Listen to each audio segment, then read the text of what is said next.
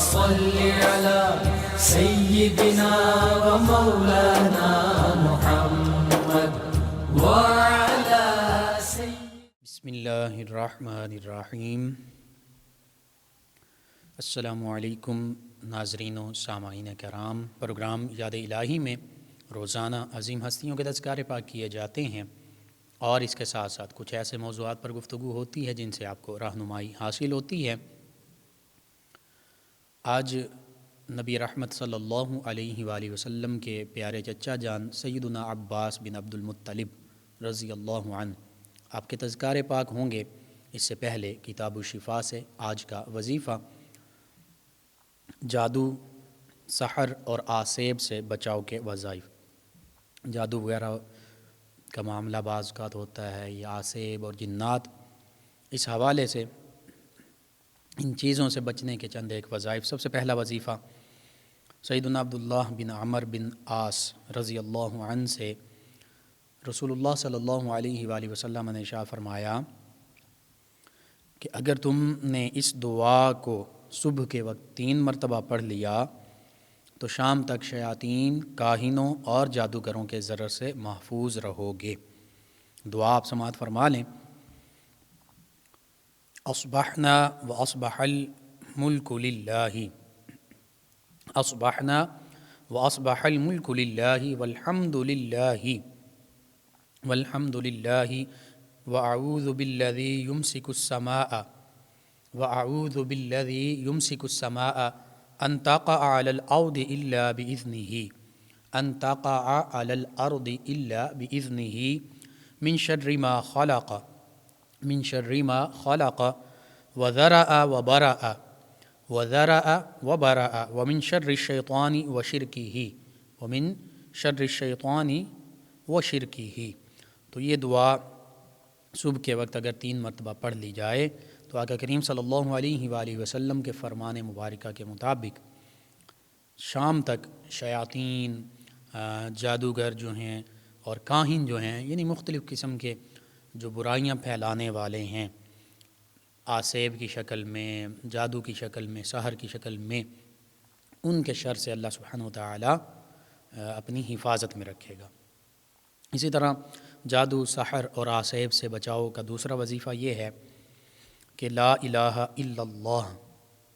جب ملا کے پڑھیں گے تو لا الہ الا اللہ، لا الہ الا اللہ، یہ 101 مرتبہ پڑھ کر سحر زدہ یعنی جس پر جادو کیا گیا ہو یا جس پر جادو کے اثرات نظر آتے ہوں اس پر دم کر دیا جائے، اور اسی طرح یہ کلمہ لا الہ الا اللہ 101 بار کاغذ پر لکھ کر کاغذ پانی میں ڈالا جائے اور اس کاغذ کو دھو کر وہ پانی جو ہے وہ سحر زدہ کو جس پر جادو کیا گیا ہے یا جادو کے اثرات نظر آ رہے ہیں اس کو پلا دیا جائے تو انشاءاللہ جادو کا اثر ختم ہو جائے گا۔ اکثر ہمارے ویورز، لسنرز پوچھتے ہیں کہ جادو یا آسیب سے نجات کا کوئی وظیفہ، تو یہ وظائف ہیں چند ایک، ضرور آپ ان کو اپنے معمول کا حصہ بنائیں۔ اسی طرح تیسرا جادو، سحر اور آسیب سے بچاؤ کا وظیفہ اور روحانی علاج یہ ہے کہ نماز فجر کے بعد اللہ سبحانہ وتعالی کا اسم مبارک یا مہیمن، اگر وقف کریں گے تو یا مہیمن، اور اگر ملا کر پڑھیں گے تو یا مہیمن، تو فجر کی نماز کے بعد اللہ سبحانہ وتعالی کا یہ اسم مبارک یا مہیمن، اس کو 1121 مرتبہ یعنی 1121 مرتبہ روزانہ پڑھنا جنات اور آسیب کے اثرات سے حفاظت کے لیے بہت مجرب ہے، اور جس مکان میں پڑھا جائے تو وہاں کوئی سانپ یا کوئی موذی جن یا آسیب وغیرہ وہاں نہیں ٹھہر سکتا۔ یعنی اب اپنے گھر میں پڑھیں گے تو انشاءاللہ جنات سے، آسیب سے، جادو سے بھی حفاظت ہوگی،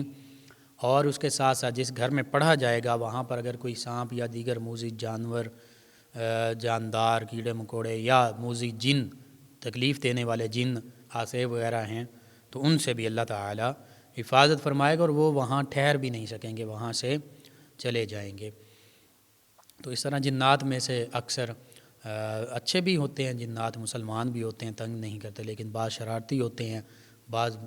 جان بوجھ کر تکلیف پہنچاتے ہیں. تو ضرور یہ وظائف جو ہیں پڑھے جائیں، یہ روحانی علاج کیا جائے. اسی طرح جادو سحر اور آصیب سے بچاؤ کا چوتھا وظیفہ یہ ہے کہ سورۃ الشعراء، یہ 19ویں پارے میں ہے سورۃ الشعراء،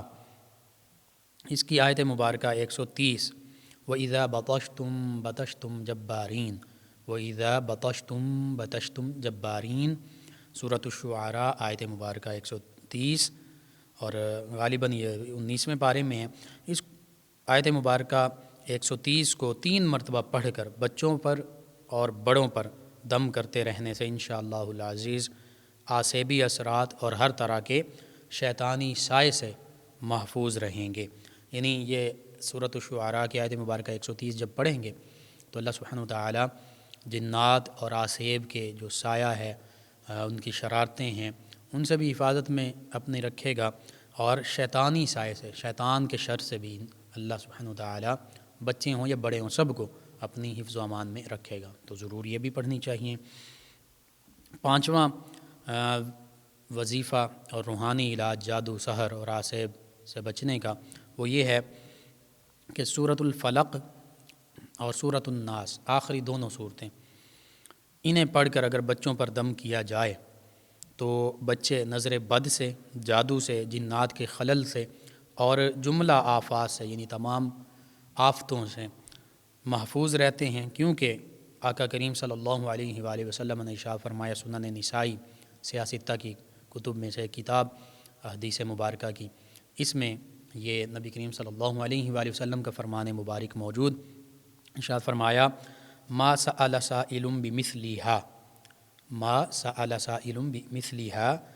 ولا استعاذ مستعیذ بمثلها، کہ کسی سائل نے، کسی مانگنے والے نے، کسی سوال کرنے والے نے ان 2 صورتوں کے ساتھ سوال نہیں کیا، ان جیسی 2 صورتوں کے ساتھ کبھی اللہ سے سوال نہیں کیا، کچھ نہیں مانگا، اور نہ کسی پناہ طلب کرنے والے نے ان جیسی 2 صورتوں کے ساتھ اللہ سبحانہ وتعالی سے پناہ طلب کی ہے. یعنی یہ 2 صورتیں بے مثال ہیں، ان جیسی اور 2 صورتیں نہیں ہیں اللہ سے سوال کرنے کے حوالے سے اور اللہ سے پناہ مانگنے کے حوالے سے. تو ضرور اپنے بچوں پر، بڑوں پر بھی، گھر میں بھی، سبھی پر صبح اور شام سورۃ الفلق اور سورۃ الناس، انہیں معوذتین بھی کہتے ہیں، یعنی 2 پناہ مانگنے والی صورتیں. تو ان دونوں صورتوں کو بڑوں پر، بچوں پر صبح شام دم کر دیا جائے. 3 مرتبہ، 1 مرتبہ بھی دم کیا جا سکتا پڑھ کر، 3 مرتبہ بھی، 5 مرتبہ، 7 مرتبہ، بس تعداد میں پڑھ کر دم کریں. اور اللہ کے پیارے حبیب مکرم صلی اللہ علیہ وآلہ وسلم کے فرمان پر بھی مکمل اور کامل یقین رکھیں کہ اللہ نے یہ صورتیں نازل فرمائی ہیں، آقا کریم صلی اللہ علیہ وآلہ وسلم نے ان کی فضیلت بیان فرما دی ہے، اور قرآن مجید فرقان حمید اللہ سبحانہ وتعالی کا کلام ہے. اسی طرح اللہ سبحانہ وتعالی کے اسماء مبارکہ، پیارے آقا صلی اللہ علیہ وآلہ وسلم کے اسماء مبارکہ، اسی طرح نبی رحمت صلی اللہ علیہ وآلہ وسلم نے جو دعائیں ارشاد فرمائی ہیں، مسنون دعائیں، کامل یقین اور ایمان کے ساتھ جب ان کو پڑھیں گے تو انشاءاللہ اللہ سبحانہ وتعالی ان کا فیض آپ کو عطا فرمائے گا. اور جو بھی برے اثرات ہیں، جب یہ جادو سحر آصیب جنات اس حوالے سے پڑھ رہے ہیں، یہ وظائف، یہ روحانی اعمال اور راد و وظائف، تو انشاءاللہ اللہ سبحانہ وتعالی اپنی حفظ و امان میں رکھے گا. تو ضرور آپ سبھی ان وظائف کو اپنے معمول کا حصہ بنائیے، صبح شام ان کو پڑھتے رہا کیجیے، اپنے بچوں پر پڑھ کر دم کیجیے، اپنے آپ پر پڑھ کر دم کیجیے، گھر میں پڑھ کر دم کیجیے، اور اس کے ساتھ ساتھ اپنے اعزاء اقربا یعنی رشتہ داروں کو بتائیے، دوست احباب کو بتائیے، پڑوسیوں محلے داروں کو بتائیے، امت مسلمہ تک پہنچائیے. یوٹیوب چینل یاد الہی سے ڈاؤن لوڈ کر کے خود دیکھ سکتے ہیں، پڑھ سکتے ہیں، سن سکتے ہیں، اور اس کے ساتھ ساتھ امت مسلمہ تک شیئر کر سکتے ہیں. صدقہ جاریہ بنے گا آپ کے لیے. اسی طرح جب آپ یہ امت مسلمہ تک پہنچائیں گے اور امت مسلمہ میں سے کسی بھی مسلمان فرد کو، مسلمان بہن بھائی، مسلمان جو بچے ہیں، ان کو اس سے فائدہ ہوگا، شفا ہوگی، تو انشاءاللہ یہ ہمارے لیے بھی دین و دنیا آخرت میں بھلائی، فائدے، نجات اور شفا کا باعث ہوگا۔ اللهم صل على سيدنا ومولانا محمد وعلى جی ناظرین و سامعین، سیدنا عباس بن عبد المطلب رضی اللہ عنہما، سیدنا عباس رضی اللہ عنہ وہ عظیم ہستی ہیں کہ جنہیں آقا کریم صلی اللہ علیہ وآلہ وسلم کے چچا جان ہونے کا شرف حاصل ہے۔ سیدنا عباس بن عبد المطلب رضی اللہ عنہما، اب کی ولادت باسعادت جو ہے یہ واقع فیل سے پہلے ہے۔ آقا کریم صلی اللہ علیہ وآلہ وسلم کی ولادت باسعادت سے 2 سال، تقریباً 2 سال پہلے آپ کی ولادت باسعادت ہوئی، اور سیدنا عبد المطلب رضی اللہ عنہ جو نبی رحمت صلی اللہ علیہ وآلہ وسلم کے دادا جان ہیں، ان کے آپ صاحبزادے ہیں، یعنی نبی کریم صلی اللہ علیہ وآلہ وسلم کے چچا جان، اور یوں آپ کے سیدنا عباس رضی اللہ عنہ کے بھائیوں کا ذکر کریں تو نبی رحمت صلی اللہ علیہ وآلہ وسلم کے والد گرامی سیدنا عبداللہ رضی اللہ عنہ وہ آپ کے بھائی ہیں۔ تو نبی کریم صلی اللہ علیہ وآلہ وسلم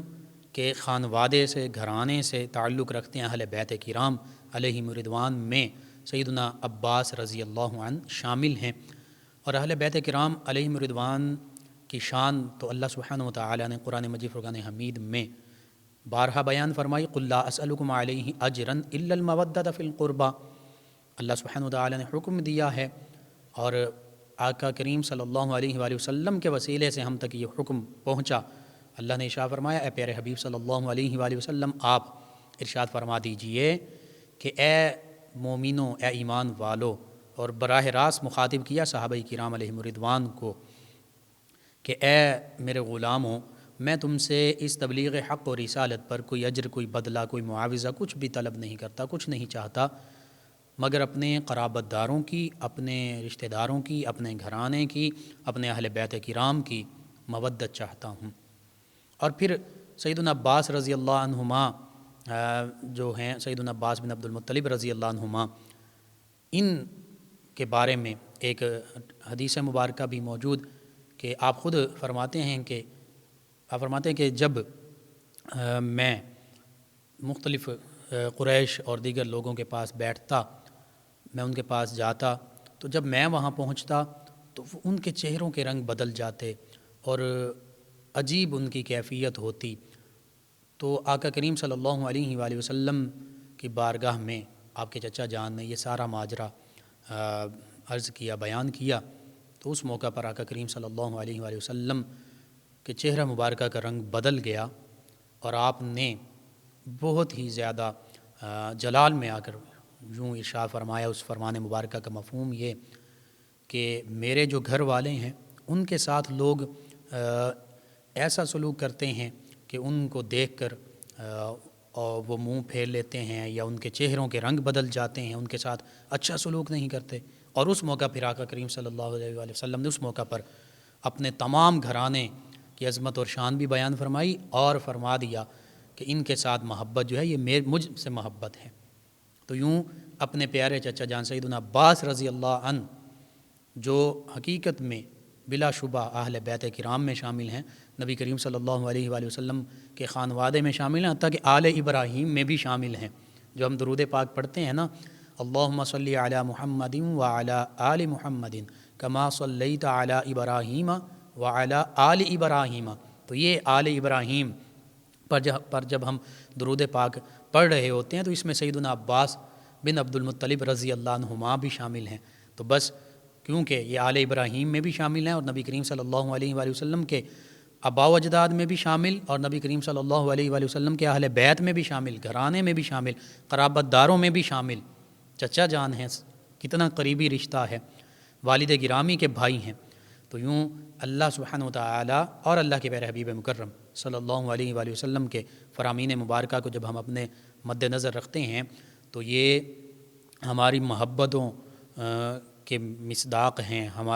ہمارے لیے یہ لازم ہے، واجب ہے، ضروری ہے کہ ہم نبی کریم صلی اللہ علیہ وآلہ وسلم کے تمام خانوادے کے ساتھ، تمام گھرانے کے ساتھ، تمام آباء و اجداد کے ساتھ محبت کریں۔ اسی لیے تو ہم آقا کریم صلی اللہ علیہ وآلہ وسلم آپ کے آل پاک پر جب درود پاک پڑھتے ہیں نماز میں تو سیدنا ابراہیم علیہ السلام اور ان کی آل پاک پر بھی درود پاک پڑھتے ہیں۔ اس میں سیدنا عباس رضی اللہ عنہ بھی شامل ہیں۔ اسی طرح چونکہ سیدنا عباس رضی اللہ عنہ مکۃ المکرمہ میں آپ ایمان لا چکے تھے، لیکن محدثین نے اور سبھی اس بات کو جانتے ہیں، صحابہ کرام بھی جانتے تھے، آقا کریم صلی اللہ علیہ وآلہ وسلم بھی جانتے تھے، آپ نے اپنے ایمان کو چھپائے رکھا۔ اس میں کئی حکمتیں تھیں، کئی مصلحتیں تھیں۔ سب سے بڑی مصلحت ایک یہ بھی تھی، دو کا ذکر اکثر محدثین نے کیا ہے، کہ ایک یہ کہ ایمان انہوں نے ظاہر اس وجہ سے نہیں کیا کہ وہ مکۃ المکرمہ میں رہ کر جو کفار مکہ تھے، مشرکین مکہ تھے، ان کی تمام خبریں جو تھیں کہ اب یہ کیا کر رہے ہیں، کس جنگ کی تیاری کر رہے ہیں، یہ ان کی پلاننگ کیا ہے، ان سبھی خبروں سے، ان سبھی باتوں سے آقا کریم صلی اللہ علیہ وآلہ وسلم کو آگاہ کیا کرتے تھے، خط لکھا کرتے تھے مدینہ طیبہ میں۔ وہ خط میں ساری تفصیلات جو ہوتی تھیں وہ لکھ دیا کرتے تھے۔ دوسری چیز یہ تھی کہ نبی رحمت صلی اللہ علیہ وآلہ وسلم کے ہجرت فرمانے کے بعد جو مسلمان، چند ایک مسلمان جو تھے اور گھرانے، کسی کو زبردستی روک لی گیا، کچھ مجبوراً وہاں رکے، تو ان کے آپ ملجا تھے، معاون تھے، ان کے مدد کرنے والے آپ تھے۔ یعنی سیدنا عباس رضی اللہ عنہ ان تمام مسلمانوں کی مدد فرمایا کرتے تھے مکہ مکرمہ میں، کہ جو مجبوراً یا جنہیں کفار نے وہاں زبردستی روک لیا تھا اور وہ مکہ مکرمہ میں موجود تھے، تو ان گھرانوں کے ساتھ آپ تعاون کیا کرتے تھے، ان کی مدد کیا کرتے تھے۔ تو یہ دو وجوہات جو عام طور پر محدثین نے، سیرت نگاروں نے لکھی ہیں، اور یہی تاریخ میں بھی ہمارے سامنے آتی ہیں کہ انہی دو وجوہات کی وجہ سے خاص طور پر آپ مکہ مکرمہ میں ٹھہرے بھی رہے اور آپ نے اپنا ایمان جو ہے وہ ظاہر نہیں کیا، حتیٰ کہ بارہا ہجرت مدینہ کے بعد بھی آپ نے نبی کریم صلی اللہ علیہ وآلہ وسلم سے اجازت طلب کی کہ آپ صلی اللہ علیہ وآلہ وسلم مجھے اجازت عطا فرمائیں کہ میں مدینہ طیبہ ہجرت کر رہا ہوں۔ تو نبی کریم صلی اللہ علیہ وآلہ وسلم نے ارشاد فرمایا کہ جس طرح میں آخری نبی ہوں، میرے بعد کوئی نبی نہیں ہے، اسی طرح آپ آخری مہاجر ہیں، آپ سب سے آخر میں مکہ مکرمہ سے مدینہ طیبہ کی طرف ہجرت کرنے والے ہوں گے، آپ کے بعد کوئی مکہ مکرمہ سے مدینہ طیبہ ہجرت نہیں کرے گا۔ تو خاتم المہاجرین کا لقب آپ کو نبی رحمت صلی اللہ علیہ وآلہ وسلم نے عطا فرمایا۔ اسی طرح سیدنا عباس رضی اللہ عنہ، آپ تو وہ ہستی ہیں، آپ نبی کریم صلی اللہ علیہ وآلہ وسلم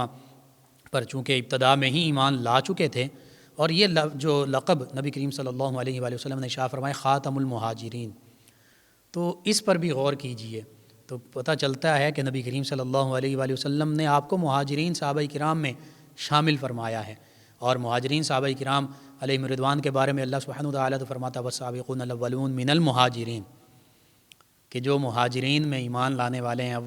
اولیت اختیار کرنے والے ہیں، سبقت اختیار کرنے والے ہیں، ان کے لیے پھر اللہ نے آگے جنت کی بھی بشارت دی، رضی اللہ عنہم ورضوا عنہ کی بھی بشارت دی، ہمیشہ ہمیشہ جنت میں رہیں گے، سب سے بڑی کامیابی پانے والے ہیں۔ تو یوں سیدنا عباس بن عبد المطلب رضی اللہ عنہما اس آیت مبارکہ کے بھی مصداق ہیں۔ پھر سیدنا عباس رضی اللہ عنہ اگرچہ بظاہر عمر میں 2 برس آقا کریم صلی اللہ علیہ وآلہ وسلم سے بڑے تھے، لیکن جب بھی یہ کوئی آپ سے پوچھتا کہ آپ بڑے ہیں یا نبی رحمت صلی اللہ علیہ وآلہ وسلم وہ بڑے ہیں، تو سیدنا عباس رضی اللہ عنہ آپ کتنا خوبصورت جواب ارشاد فرماتے، آپ فرماتے کہ بڑے تو آقا کریم صلی اللہ علیہ وآلہ وسلم ہی ہیں، ہاں 2 برس میں ان سے پہلے پیدا ہوا ہوں۔ تو یہ محبت صحابہ کرام علیہم رضوان کی اور نبی کریم صلی اللہ علیہ وآلہ وسلم کے چچا جان کی نبی رحمت صلی اللہ علیہ وآلہ وسلم سے یہ محبت کا عالم تھا۔ اور سیدنا عباس رضی اللہ عنہ آپ خود اپنے اسلام لانے کا ذکر یوں بھی کرتے ہیں، آپ فرماتے ہیں کہ میں تو اس واقعے کا بھی عینی شاہد ہوں کہ جب نبی کریم صلی اللہ علیہ وآلہ وسلم بچپن میں پنگھوڑے میں تشریف فرما ہوتے، لیٹے ہوئے ہوتے، اور آپ فرماتے ہیں کہ میں نے خود اپنی آنکھوں سے دیکھا کہ آپ انگلی اٹھاتے، جس جانب آپ انگلی اٹھاتے چاند ادھر چلا جاتا، آپ دائیں طرف انگلی کرتے چاند دائیں طرف چلا جاتا، آپ بائیں طرف انگلی فرماتے چاند بائیں طرف چلا جاتا۔ اسی لیے امام احمد رضا خان قادری علیہ رحمہ نے لکھا تھا کہ چاند جھک جاتا جدھر انگلی اٹھاتے مہد میں، کیا ہی چلتا تھا اشاروں پر کھلونا نور کا، کہ نبی رحمت صلی اللہ علیہ وآلہ وسلم جدھر انگلی فرماتے چاند ادھر جھک جاتا، اور یہ نور کا کھلونا جو تھا وہ نوری وجود مسعود نبی رحمت صلی اللہ علیہ وآلہ وسلم کے اشاروں پر چلا کرتا تھا، اور اس کی گواہی سیدنا عباس رضی اللہ عنہ بھی دے رہے ہیں۔ تو یوں نبی رحمت صلی اللہ علیہ وآلہ وسلم سے تو یہ محبت کا آپ کا عالم تھا۔ سیدنا عباس بن عبد المطلب رضی اللہ عنہما، آپ نے نعتیہ قصائد بھی لکھے، نبی رحمت صلی اللہ علیہ وآلہ وسلم کی بارگاہ میں نعت بھی لکھی، آپ کی مدح سرائی بھی کی۔ اس نعت کے جو اشعار ہیں ان کے معانی اور مفہوم یوں بنتے ہیں، آپ آقا کریم صلی اللہ علیہ وآلہ وسلم کی بارگاہ میں عرض کرتے ہیں کہ اے ہمارے آقا و مولا صلی اللہ علیہ وآلہ وسلم، آپ تو وہ عظیم ہستی ہیں کہ آپ تشریف لائے اس دنیا میں تو دنیا کی ہر چیز روشن ہو گئی، آپ کی تشریف آوری سے زمین روشن ہو گئی۔ یہ سیدنا، اور آپ کے نور سے، نور کا لفظ سیدنا عباس رضی اللہ عنہ نے استعمال کیا کہ آپ کے نور سے، آپ کی روشنی سے تمام کائنات جو ہے یہ روشن ہو گئی، زمین و آسمان روشن ہو گئے۔ تو یہ صحابہ کرام علیہم الرضوان اور نبی رحمت صلی اللہ علیہ وآلہ وسلم کے پیارے چچا جان یوں آقا کریم صلی اللہ علیہ وآلہ وسلم کی عظمت، رفعت اور شان کو بیان کر رہے ہیں۔ سیدنا عباس رضی اللہ عنہ وہ عظیم ہستی ہیں کہ نبی رحمت صلی اللہ علیہ وآلہ وسلم نے ان کے کندھے پر چڑھ کر وہ ان کے گھر کا جو پرنالہ تھا وہ لگایا، اور پھر سیدنا عمر فاروق اعظم رضی اللہ عنہ کا جب عہد مبارکہ آتا ہے، عہد خلافت آتا ہے، تو وہ پرنالہ چونکہ مسجد نبوی کے راستے میں آتا تھا، سیدنا عباس رضی اللہ عنہ کا گھر مسجد نبوی کے قریب تھا، تو پانی کے چھینٹے، جب بارش ہوتی تو پانی کے چھینٹے گرتے، تو نمازیوں کے لیے مسئلہ تھا۔ سیدنا عمر فاروق اعظم رضی اللہ عنہ کے بظاہر علم میں نہیں تھا کہ آقا کریم صلی اللہ علیہ وآلہ وسلم نے خود یوں لگایا ہے، تو سیدنا عمر فاروق اعظم رضی اللہ عنہ نے وہ پرنالہ جو ہے وہ وہاں سے اتروا دیا۔ جب سیدنا عباس رضی اللہ عنہ کو پتہ چلا تو آپ نے فرمایا کہ اے امیر المومنین، یہ پرنالہ وہ ہے کہ نبی کریم صلی اللہ علیہ وآلہ وسلم نے خود اپنے دست مبارکہ سے میرے کندھوں پر چڑھ کر لگایا تھا۔ تو سیدنا عمر فاروق اعظم رضی اللہ عنہ کو جب یہ پتہ چلا تو آپ نے کہا کہ اے ام رسول صلی اللہ علیہ وآلہ وسلم، اے ہمارے آقا مولا صلی اللہ علیہ وآلہ وسلم کے پیارے چچا جان، اب میں یہاں کھڑا ہوتا ہوں اور آپ میرے کندھوں پر سوار ہو کر اپنے دست مبارک سے یہ پرنالہ اپنی جگہ پر لگا دیجئے۔ تو یوں سیدنا عباس رضی اللہ عنہ کے ساتھ یہ محبت کا عالم، سیدنا عمر فاروق اعظم رضی اللہ عنہ، سیدنا عثمان ذو النورین رضی اللہ عنہ اگر سواری پر سوار ہوتے اور سامنے سیدنا عباس رضی اللہ عنہ تشریف لا رہے ہوتے تو یہ دونوں ہستیاں اپنی سواری سے نیچے اتر جاتی، اور سیدنا عباس رضی اللہ عنہ نبی کریم صلی اللہ علیہ وآلہ وسلم کے پیارے چچا جان ان کے احترام میں سواری سے نیچے اتر کر ان کا احترام بجا لایا کرتی۔ یہ صحابہ کرام علیہم الرضوان کا انداز محبت ہوا کرتا تھا کہ نبی کریم صلی اللہ علیہ وآلہ وسلم کے تمام اہل بیت کرام علیہم الرضوان کے ساتھ محبت کا اظہار کیا کرتے، حتیٰ کہ یوں احترام بجا لایا کرتے۔ یہ ایک چھوٹی سی مثال آپ کے سامنے پیش کی، سینکڑوں واقعات ہیں کہ جن سے پتہ چلتا ہے کہ صحابہ کرام علیہم الرضوان اہل بیت کرام علیہم الرضوان کے ساتھ کتنی زیادہ محبت کا اظہار کیا کرتے تھے، اور اسی طرح اہل بیت کرام علیہم الرضوان بھی صحابہ کرام علیہم الرضوان کے ساتھ بہت زیادہ محبت کا اظہار کیا کرتے تھے۔ یہ سیدنا عباس رضی اللہ عنہ جو ہیں نبی کریم صلی اللہ علیہ وآلہ وسلم کے غالباً ہم زلف بھی ہیں، یعنی نبی کریم صلی اللہ علیہ وآلہ وسلم کی زوجہ مطہرہ اور ان کی زوجہ محترمہ دونوں آپس میں بہنیں بھی ہیں۔ پھر سیدنا عباس رضی اللہ عنہ غزوہ بدر میں کیونکہ مجبوراً ان کو جنگ میں شامل کیا گیا تو یہ کفار کی طرف سے شامل تھے، اور جب ان کو دیگر قیدیوں کی طرح قیدی بنایا گیا تو نبی رحمت صلی اللہ علیہ وآلہ وسلم کے فرمان کے مطابق پھر ان کو آزاد بھی کر دیا گیا۔ تو نبی کریم صلی اللہ علیہ وآلہ وسلم ان سے بہت زیادہ محبت فرمایا کرتے تھے، یہ آقا کریم صلی اللہ علیہ وآلہ وسلم سے بہت زیادہ محبت فرمایا کرتے تھے۔ اسی طرح نبی کریم صلی اللہ علیہ وآلہ وسلم اور دین اسلام کی خاطر انہوں نے اپنے اسلام کو کچھ وقت کے لیے چھپائے رکھا، اور جو مسلمان ادھر مکہ مکرمہ میں موجود تھے ان کی یہ مدد بھی کیا کرتے تھے، اور کفار کی تمام رپورٹنگ جو ہے وہ یہ کیا کرتے تھے، یوں کہہ سکتے ہیں کہ انٹیلیجنس رپورٹ جو ہے وہ مدینہ طیبہ میں یہ پہنچایا کرتے تھے خطوط کی شکل میں۔ سیدنا عباس رضی اللہ عنہ آپ کی 10 اولادیں ہیں، ان میں سے سیدنا عبداللہ بن عباس رضی اللہ عنہما وہ ہستی ہیں کہ جو نبی رحمت صلی اللہ علیہ وآلہ وسلم کی مبارک دعا سے قرآن مجید فرقان حمید کے بہت بڑے عالم بنے، ترجمان القرآن بنے، اور خود سیدنا عباس رضی اللہ عنہ آپ کا ذکر کیا جائے، آپ ساقی حرمین بھی ہیں، یعنی اپنے والد گرامی سیدنا عبد المطلب رضی اللہ عنہ کی طرف سے جو حاجیوں کو پانی پلانے کا انتظام تھا وہ آپ تک منتقل ہوا، آپ اس کے وارث ٹھہرے۔ تو یوں حاجی جو کعبۃ اللہ حج کرنے کے لیے آتے، طواف کرتے، ان کو پانی پلانے کا انتظام جو تھا، ذمہ داری جو تھی اور سعادت جو تھی، یہ آپ کے ذمے تھی، اس وجہ سے آپ کو ساقی الحرمین بھی کہا جاتا ہے۔ اور اسی طرح آپ کے اولاد میں سے سیدنا عبداللہ بن عباس رضی اللہ عنہ کا ذکر ہوا، سیدنا قاسم بن عباس ہیں، فضل بن عباس ہیں، جن کے نام کی وجہ سے آپ کی کنیت ابو الفضل ہے، ابو الفضل عباس بن عبد المطلب رضی اللہ عنہما۔ تو یوں سیدنا عباس رضی اللہ عنہ آپ کے جب ہم تذکار پاک پڑھتے ہیں، سنتے ہیں، تو پتہ چلتا ہے کہ نبی کریم رؤوف الرحیم علیہ الصلاۃ والتسلیم کہ آپ صحابہ کرام علیہم الرضوان میں بھی شامل ہیں، اہل بیت کرام علیہم الرضوان میں بھی شامل ہیں۔ دین اسلام کی خاطر آپ نے بہت سی قربانیاں بھی دی ہیں، اور مسلمانوں کے آپ ممد و معاون بھی رہے ہیں، ان کی مدد بھی کرتے رہے ہیں۔ اور پھر فتح مکہ سے تھوڑا سا عرصہ پہلے آقا کریم صلی اللہ علیہ وآلہ وسلم کے حکم کے مطابق آپ نے پھر اپنے اہل و عیال کے ساتھ، اپنے تمام گھرانے کے ساتھ مدینہ طیبہ کی جانب ہجرت فرمائی۔ یوں آپ مکہ مکرمہ سے مدینہ طیبہ کی جانب نبی رحمت صلی اللہ علیہ وآلہ وسلم کے عہد مبارکہ میں تمام مہاجر صحابہ کرام علیہم الرضوان میں سب سے آخری مہاجر ہیں جنہوں نے مدینہ طیبہ کی جانب ہجرت فرمائی، اسی لیے آپ کو خاتم المہاجرین بھی کہا جاتا ہے۔ اللہ سبحانہ وتعالی سے دعا ہے اللہ تعالی آپ کے تصدق سے عالم اسلام کو سربلندیاں عطا فرمائے، اور ہمیں آپ جیسی عظیم ہستیوں کی پیروی کرنے کی توفیق عطا فرمائے، آمین۔ اللهم صل على سيدنا ومولانا محمد وعلى آپ سماعت فرما رہے ہیں پروگرام یاد الہی۔ ناظرین سامعین، اس دوران ہمیں جوائن کیا ہے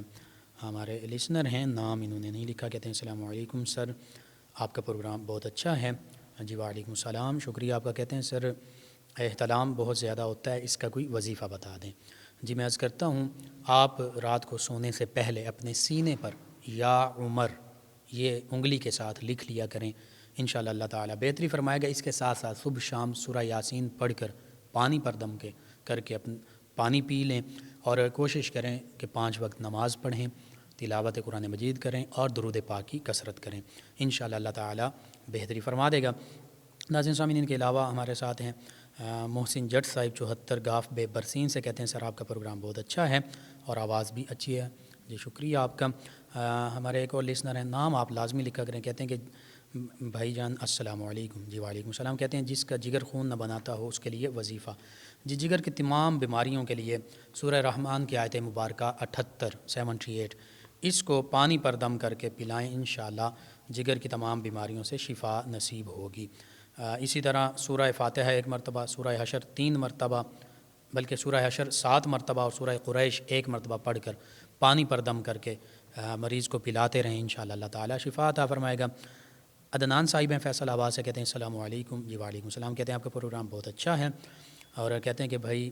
انہوں نے بھی یہی احتلام کے بارے میں پوچھا ہے، آپ کے لیے بھی یہی ہے کہ آپ یا عمر اس کو سینے پر رات کو سونے سے پہلے انگلی کے ساتھ لکھ لیا کریں، اور نماز لازمی پڑھیں، قرآن مجید کی تلاوت کریں اور درود پاک کی کثرت کریں۔ سورہ یاسین صبح شام 1 مرتبہ پڑھ کر پانی پر دم کر کے پانی پی لیں، اللہ تعالیٰ شفا عطا فرمائے گا۔ شاہد صاحب ہیں، یہ کہتے ہیں کہ عقیقہ فرض ہے یا سنت، اور اس کا طریقہ کیا ہے؟ یہ عقیقہ سنت ہے۔ طریقہ یہ ہے کہ بیٹا ہو یا بیٹی، دونوں کی جانب سے ایک جانور کیا جا سکتا ہے، یوں بھی کیا جا سکتا ہے بیٹے کی طرف سے 2 جانور، 2 بکرے یا بکریاں، اور بیٹی کی طرف سے 1، اور اس کے برعکس بھی ہو سکتا ہے۔ تو سنت ہے، اگر آپ آسانی سے کر سکتے ہیں تو ضرور کرنا چاہیے۔ ذوالفقار علی صاحب ہیں، کہتے ہیں کہ بیٹی کو سبق یاد نہیں ہوتا، کوئی وظیفہ؟ جی سبق یاد کرنے سے پہلے سورہ